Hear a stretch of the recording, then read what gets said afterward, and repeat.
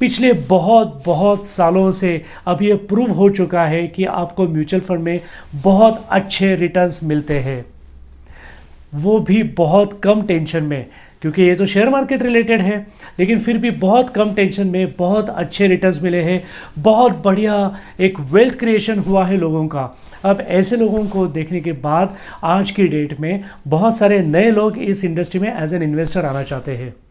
As an investor इसका मतलब ये नहीं कि बड़ी बड़ी इन्वेस्टमेंट लेके आ रहे हैं, छोटी छोटी इन्वेस्टमेंट भी है लोगों के पास। 1000 रुपया हर महीना, 5000 रुपये एकदम लमसम इन्वेस्ट कर रहे हैं, ऐसे भी लोग हैं। 1 लाख, 2 लाख, 10 लाख, कुछ भी, सारे टाइप के लोग आज इसमें इन्वेस्ट करना चाहते हैं। उनको चखनी है कि म्यूचुअल फंड कैसे टेस्ट करते हैं, उनको देखना है कि म्यूचुअल फंड में किस तरीके से रिटर्न्स मिलते हैं, उनको सीखना है कि कैसे रिटर्न्स मिलते हैं, कैसे म्यूचुअल फंड्स काम करते हैं।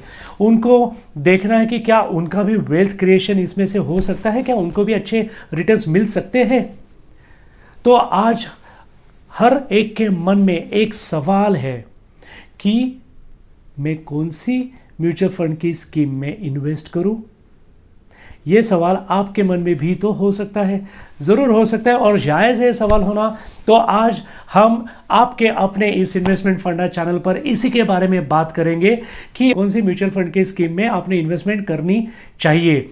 उसकी गाइडलाइन आज आपको इस वीडियो से ज़रूर मिलेगी। लेकिन उसके पहले आप प्लीज़ ये चैनल सब्सक्राइब कीजिए अगर आज आप पहली बार इस चैनल पर आए हैं तो, और वो जो बेल का आइकन है उसके ऊपर क्लिक करके आप ऑल का ऑप्शन सिलेक्ट कर दीजिएगा। तो फिर अब चलिए अपने मेन टॉपिक की तरफ चलते हैं कि आप कौन सी म्यूचुअल फंड की स्कीम में इन्वेस्ट करें।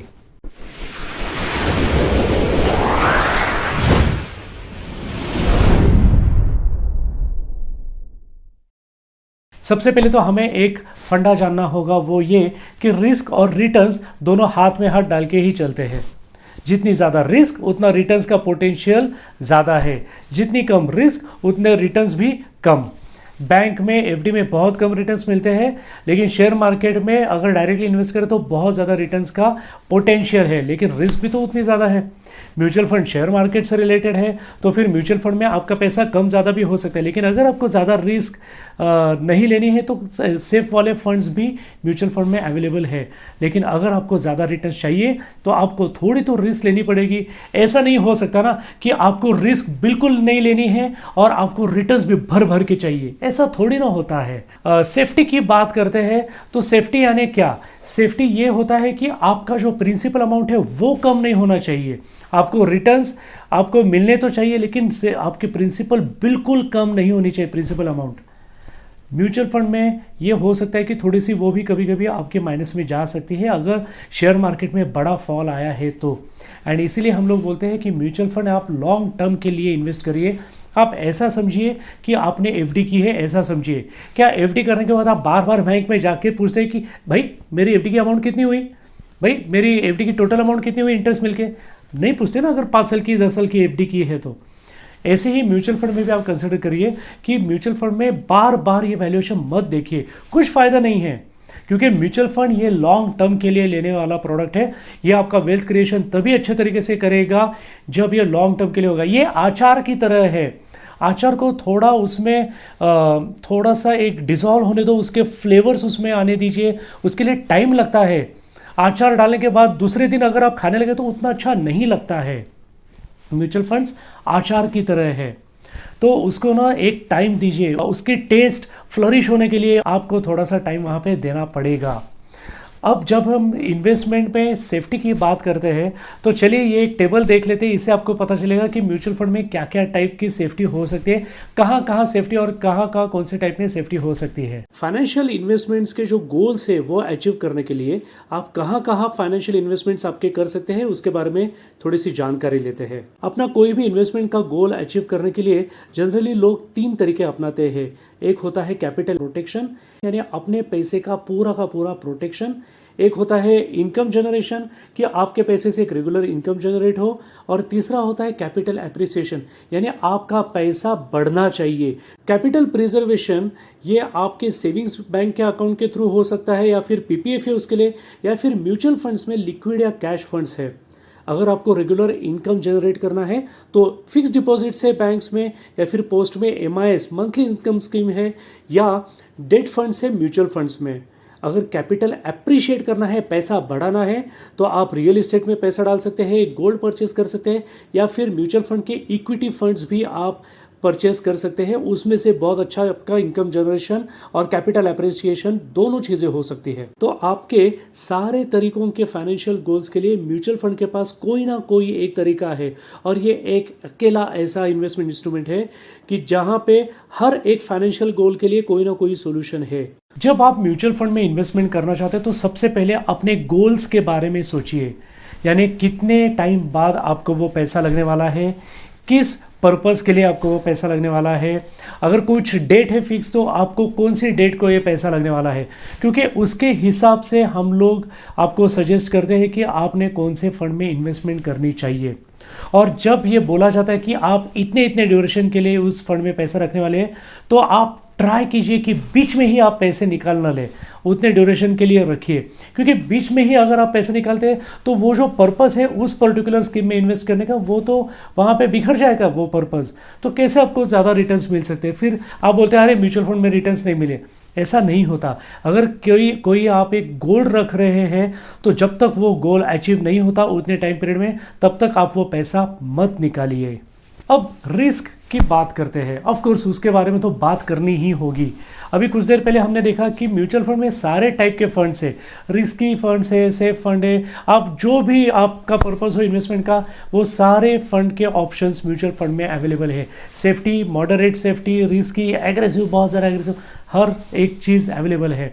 अब ये कौन से टाइप के फंड्स के रिस्क किस टाइप की होती है, हम लोग देखने की कोशिश करते हैं ग्राफ की मदद से। काफ़ी बार एक सवाल पूछा जाता है कि कौन सा फंड कितना रिटर्न देगा, या फिर कितनी रिस्क है कौन से फंड में। अगर रिस्क कम है तो आपको रिटर्न्स भी कम मिलेंगे, अगर रिस्क ज़्यादा है तो आपको रिटर्न्स भी ज़्यादा मिलेंगे। ये एक ग्राफ के थ्रू देखते हैं। पहले तो हम देखते हैं डेट फंड्स के बारे में। यहाँ पर आप देख सकते हैं ये रिस्क की लाइन है एक्स एक्सिस पर, और ये है रिटर्न्स।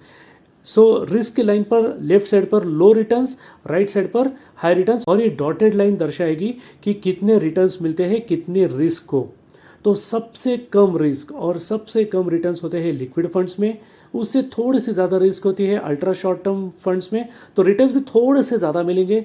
उससे थोड़ा सा रिस्की और थोड़े से रिटर्न ज़्यादा शॉर्ट टर्म फंड्स में, उससे ज़्यादा गिल्ट और बॉन्ड्स फंड्स में, और उससे ज़्यादा हाइब्रिड एंड MIP में। हाइब्रिड यानी ये फंड्स में मेजर पोर्शन डेट का होता है, एकदम थोड़ा सा पोर्शन 10%, 15%, 20%, 25% तक का इक्विटी का हो सकता है। तो ये फंड्स आते हैं डेट कैटेगरी में। अब देखते हैं इक्विटी के बारे में। तो इक्विटी फंड्स में इंडेक्स फंड्स ये सबसे ज़्यादा सेफ होते हैं, तो रिटर्न्स भी उसके हिसाब से कम मिलेंगे। उसके ऊपर आर्बिट्राज फंड्स, फिर बैलेंस फंड्स, यानी यू कैन से एक लेमैन के लैंग्वेज में बोल सकते हैं कि 50-50% कि आधा डेट में जाएगा आधा इक्विटी में जाएगा। फिर होते हैं डाइवर्सिफाइड फंड्स और ELSS यानी टैक्स सेविंग वाले फंड्स, जिसको अंडर सेक्शन 80C आपको बेनिफिट मिलता है टैक्स सेव करने में। तो वो फंड्स के रिटर्न्स, और फिर उससे ज़्यादा रिस्की और उससे ज़्यादा रिटर्न्स देने वाले होते हैं लार्ज कैप के फंड्स, उसके बाद मिड कैप, उससे ज़्यादा रिस्की स्मॉल कैप, और सबसे ज़्यादा रिस्की और सबसे ज़्यादा रिटर्न्स देने की क्षमता रखने वाले फंड्स होते हैं सेक्टोरियल फंड्स। लिक्विडिटी की जब हम बात करते हैं तो पहले तो 2-3 कंसेप्ट्स हमें समझने चाहिए। पहला एक पॉइंट ऐसा है कि अगर कभी हमें किसी चीज़ के लिए कुछ खर्चा करना है और उसके लिए अपने को कुछ इन्वेस्टमेंट्स आपको तोड़ने हैं, डिसॉल्व करने हैं, तो आपको आपका पैसा अवेलेबल करवाना है जो आपने कहीं पे इन्वेस्ट किया है। ऐसे मौके पे जनरली ये सजेस्ट किया जाता है एक्सपर्ट से कि जिस इन्वेस्टमेंट में आपको सबसे कम रेट ऑफ रिटर्न मिल रहा है वहाँ की इन्वेस्टमेंट पहले लिक्विडेट करें। लिक्विडेट यानी क्या? आपका पैसा वापस आपको मिलना। तो एक एग्जांपल लेता हूँ, मेरी किसी इंस्ट्रूमेंट से दुश्मनी नहीं है, लेकिन सपोज़ अगर आपको म्यूचुअल फंड में बहुत ज़्यादा अच्छे रिटर्न्स मिल रहे हैं और पोटेंशियल भी अच्छा है, लेकिन आपके पास FD कुछ ऐसे है कि जहाँ पे ज़्यादा रिटर्न्स नहीं है इतने अच्छे फ्लरिशिंग मार्केट में भी, तो पहले FD को ब्रेक करिए। मैं ये नहीं बोल रहा हूँ कि सारी की सारी एफडीज ब्रेक करिए, लेकिन कॉम्बिनेशन में लोग क्या करते हैं कि जहाँ पे ज़्यादा रिटर्न्स का पोटेंशियल है वही ब्रेक कर देते हैं, वही डिसॉल्व कर देते हैं इन्वेस्टमेंट, और फिर पैसा लेके फिर बाद में बोलते हैं अरे ये सब कुछ तो मैंने किया था लेकिन बाद में फिर अच्छा कुछ वेल्थ क्रिएशन नहीं हो पाया। एक याद रखिए कि आपको आपके खर्चों के साथ साथ आपको वेल्थ क्रिएशन भी देखना है। तो जहाँ पर रिटर्न्स का पोटेंशियल ज़्यादा है उसको लास्ट में आप ब्रेक कीजिए, उसको लास्ट में आप डिसॉल्व कीजिए, लिक्विडेट कीजिए। अब उसके बाद एक और पॉइंट आता है जो आपको कंसिडर करना है कि अगर आप बहुत नए नए हैं म्यूचुअल फंड के सेक्टर में इन्वेस्टमेंट करने के लिए, तो सबसे पहले तो आप बहुत सेफ वाले फंड्स में पहले इन्वेस्ट कीजिए। थोड़ा सा ना उसका मज़ा चखिए कि कैसे रिटर्न देता है, कैसे काम करता है, समझने की कोशिश कीजिए कि कैसे काम करता है। फिर धीरे धीरे धीरे धीरे आप एग्रेसिव फंड सिलेक्ट करते जाइए। थोड़ा सा स्ट्रैटेजिकली खेलना होता है। अगर आपको शॉर्ट टाइम पीरियड के लिए अगर आपको इन्वेस्टमेंट रखनी है तो आपने सिलेक्ट करने चाहिए सेफ फंड्स या डेट फंड्स या लिक्विड फंड्स, डिपेंड्स कितने टाइम के लिए। लेकिन अगर आप लॉन्ग टर्म के लिए अगर आप इन्वेस्टमेंट चाहते हैं, करना चाहते हैं, अगर लॉन्ग टर्म है तो फिर आप ज़रूर जाइए एग्रेसिव फंड्स के पास, या फिर सेक्टोरियल फंड जो अभी मैंने आपको ग्राफ में दिखाए थे वो फंड्स बहुत बढ़िया है लॉन्ग टर्म के लिए, या फिर स्मॉल कैपिटल फंड्स है या मिडिल कैप फंड्स है, बहुत अच्छे हैं एकदम लॉन्ग टर्म के लिए। तो डिपेंड्स आपकी इन्वेस्टमेंट होराइजन के हिसाब से कि कौन सी स्ट्रैटेजी अपनानी है, और ये स्ट्रैटेजी को आपको टैली भी करना होता है कि उस फंड हाउस जो है, वो जो म्यूचुअल फंड कंपनी है, उन्होंने क्या ऑब्जेक्टिव बताया है और क्या स्ट्रैटेजी बताई है वो फंड मैनेज करने में। क्या आपकी स्ट्रैटेजी और उनकी स्ट्रैटेजी इन लाइन है? अगर है तो ठीक है, अगर नहीं है तो फिर आप दूसरा फंड सिलेक्ट कर सकते हैं। मैक्सिमम टाइम्स लोग ये पूछते हैं इन्वेस्टमेंट करते टाइम कि ये फंड जो आप बता रहे हो इसने रिटर्न्स कितने दिए, या फिर इन्वेस्टमेंट करने से पहले आप जिस फंड का नाम बता रहे हैं उसने रिटर्न्स कितने दिए। तो फिर गूगल पे जाते हैं, वहाँ पे देखते हैं कि अरे अच्छा ये है, इससे तो इस फंड ने ज़्यादा रिटर्न्स दिए, इससे तो इस फंड ने ज़्यादा रिटर्न्स दिए, तो यहाँ पे क्यों नहीं डालूँ, यहाँ पे क्यों इन्वेस्ट करूँ। ये सारे सवाल आना शुरू होता है। सबसे पहले याद रखिए कि फंड परफॉर्मेंस जो पास्ट में मिला है वो फ्यूचर में भी वापस मिलेगा ज़रूरी नहीं है।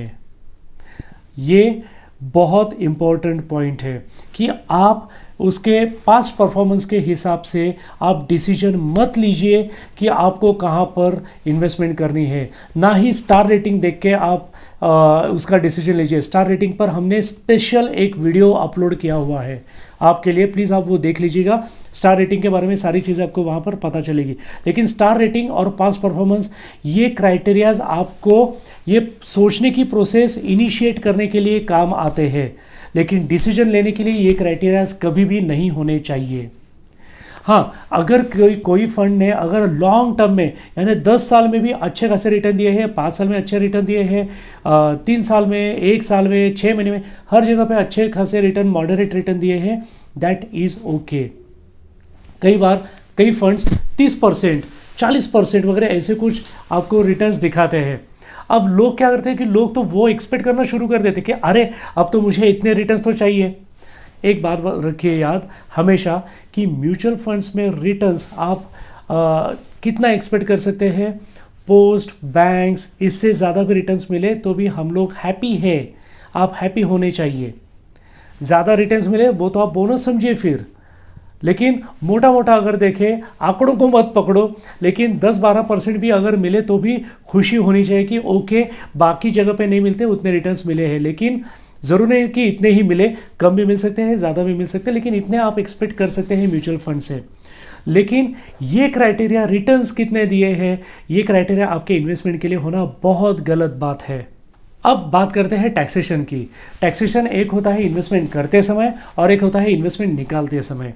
इन्वेस्टमेंट करते समय अगर आपने नॉर्मल इक्विटी फंड में इन्वेस्टमेंट की है या डेट फंड में इन्वेस्टमेंट की है, लिक्विड फंड में इन्वेस्टमेंट की है, तो पैसा जब आप इन्वेस्ट कर रहे हैं उस टाइम तो कोई टैक्स का बेनिफिट नहीं होता। लेकिन अगर आपने जो ELSS फंड से म्यूचुअल फंड के जो इक्विटी लिंक सेविंग्स की यानी टैक्स सेव करने वाले जो फंड्स होते हैं वहाँ पे 3 साल का लॉक इन होता है, और वहाँ पे अगर आप इन्वेस्टमेंट कर रहे हैं तो इंडियन इनकम टैक्स एक्ट का जो सेक्शन 80C है उसके तहत आपको 1.5 लाख रुपए तक का इन्वेस्टमेंट का बेनिफिट मिल सकता है। ये तो हुआ इन्वेस्टमेंट करते टाइम का। अब देखते हैं इन्वेस्टमेंट मिलते टाइम क्या टैक्स के बेनिफिट्स होते हैं। अगर इन्वेस्टमेंट की डेट के बाद 1 साल के अंदर आप अगर पैसा निकाल रहे हैं तो आपको short term capital gain tax पे करना पड़ेगा, जो होता है आपके प्रॉफिट के ऊपर 15%। प्रिंसिपल प्रॉफिट, मैं प्रॉफिट की बात कर रहा हूँ, इसके ऊपर, ये जो प्रॉफिट है इसके ऊपर 15%। अगर आपने ये इन्वेस्टमेंट निकाली है 1 साल इन्वेस्टमेंट के बाद पूरा होने के बाद, तो फिर आपका जो प्रॉफिट है, प्रिंसिपल नहीं सिर्फ प्रॉफिट, उसके ऊपर पहले 1 लाख के प्रॉफिट तक उस फाइनेंशियल ईयर में 1 रुपया भी टैक्स नहीं लगेगा, और उसके ऊपर का जो प्रॉफिट है उसके ऊपर सिर्फ 10% का आपको टैक्स पे करना पड़ेगा, जिसको बोलते हैं long term capital gain tax. एक और चीज़ आपको याद रखनी है कि म्यूचुअल फंड ये शेयर मार्केट रिलेटेड है, फ्लक्चुएशंस उसके रेट में आ सकते हैं। मार्केट्स, अगर शेयर मार्केट क्रैश होते हैं, नीचे जाते हैं, तो म्यूचुअल फंड के भी रेट्स नीचे जाएंगे। शेयर मार्केट ऊपर आता है तो म्यूचुअल फंड के भी आपकी फंड वैल्यू ऊपर आएगी। शेयर मार्केट एक रबर बॉल की तरह है, जितना नीचे जाएगा उतना ही जोर से नीचे से ऊपर वो आएगा, ज़रूर आएगा। तो म्यूचुअल फंड पे भरोसा रखिए, लॉन्ग टर्म के लिए आप इन्वेस्टमेंट करिए। मेरे ख्याल से आज आपको थोड़ी सी तो गाइडलाइन मिली होगी कि म्यूचुअल फंड आप किस तरीके से सिलेक्ट करें। आपका रिस्क एपेटाइट आप ध्यान में रखिए, आप कितने टाइम तक इन्वेस्टमेंट रखना चाहते हैं, आप किस पर्पज़ के लिए रखना चाहते हैं, आपका गोल क्या है, ये सारी चीज़ें तो बहुत इंपॉर्टेंट है आपके डिसीजन मेकिंग में। अगर आपको ये डिसीजन मेकिंग करने के लिए आपको तो लगता है कि खुद पे कॉन्फिडेंस नहीं है, तो हम यहाँ पे बैठे हुए हैं आपकी मदद करने के लिए। हमारे सारे कॉन्टैक्ट डिटेल्स नीचे डिस्क्रिप्शन बॉक्स में दिए गए हैं, आप हमें कॉन्टैक्ट कर सकते हैं। तो इसके बाद अब मेरे ख्याल से आज यहीं पे ये वीडियो हमें रोकना पड़ेगा, क्योंकि अदरवाइज़ ये बहुत बहुत बहुत बड़ा टॉपिक हो सकता है। तो अगर आज आप इस चैनल पर पहली बार आए हैं तो प्लीज़ इस चैनल को सब्सक्राइब कीजिए, और अगर आपको लगता है कि ये वीडियो बहुत इंपॉर्टेंट है तो प्लीज़ इस वीडियो को अभी लाइक करके शेयर करना शुरू कर दीजिएगा आपके प्रियजनों के साथ, आपके दोस्तों के साथ, रिलेटिव्स, कलीग्स, आजू बाजू वाले सारे लोगों के साथ शेयर करना शुरू कर दीजिएगा। हम इस वीडियो में यहीं पर रुकते हैं, मिलते हैं हमारे अगले वीडियो में एक अलग टॉपिक के साथ, एक अलग फंडा के साथ। तब तक आप अपना और अपनी फैमिली का बहुत ख्याल रखिएगा। मिलते हैं अगले वीडियो में। Thank you so much, bye bye.